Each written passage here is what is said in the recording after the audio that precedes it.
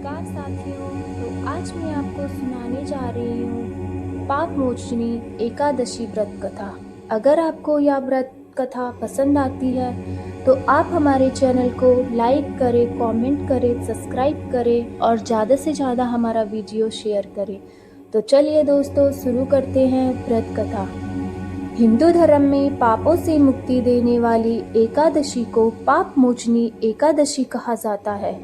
यह व्रत चैत्र मास के कृष्ण पक्ष की एकादशी को रखा जाता है। इस व्रत का वर्णन भविष्य पुराण में मिलता है। प्राचीन समय में चैत्ररथ वन नाम का एक सुंदर वन था।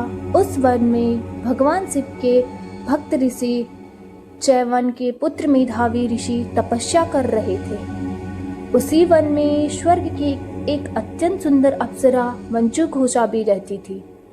एक दिन कामदेव ने सोचा कि मेधावी ऋषि की कठोर तपस्या को भंग किया जाए। उन्होंने मंजू घोषा को मेधावी ऋषि के पास भेजा। मंजू घोषा ने ऋषि के आश्रम के पास बैठकर मधुर गीत गाने शुरू किए और वीणा बजाने लगी। उसकी सुंदरता और मधुर संगीत से मेधावी ऋषि का मन विचलित हो गया। धीरे धीरे उसका मन तपस्या से हट गया और वे मंजू घोषा के साथ रहने लगे। समय बीतता गया। मेधावी ऋषि को लगा कि बस कुछ ही समय बीता है, लेकिन वास्तव में कई वर्ष बीत चुके थे। एक दिन जब मेधावी ऋषि को अपनी गलती का एहसास हुआ तो वे बहुत क्रोधित हो गए। उन्होंने मंजू घोषा को श्राप दिया कि वह पिशाचिनी बन जाएगी। श्राप सुनकर मंजू घोषा बहुत दुखी हुई और उसने ऋषि से क्षमा मांगी। तब मेधावी ऋषि ने कहा, यदि वह पाप मोचनी एकादशी का व्रत करेगी तो उसके पाप समाप्त हो जाएंगे और श्राप से मुक्ति मिल जाएगी। मंजू घोषा ने श्रद्धा से पाप मोचनी एकादशी का व्रत किया। व्रत के प्रभाव से उसका श्राप समाप्त हो गया और वह फिर से अपनी दिव्य अप्सरा के रूप में स्वर्ग लौट गई।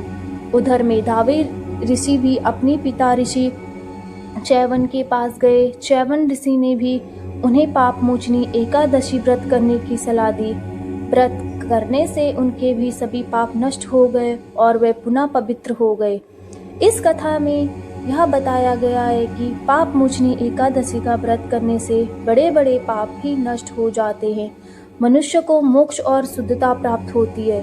यह व्रत भगवान विष्णु को समर्पित है, इसलिए श्रद्धा और नियम से पाप मोचनी एकादशी का व्रत रखने से पापों का नाश होता है और भगवान विष्णु की प्राप्ति होती है। तो बोलिए एकादशी मैया की जय। आई होप गाइस आपको हमारी यह कहानी पसंद आई हो।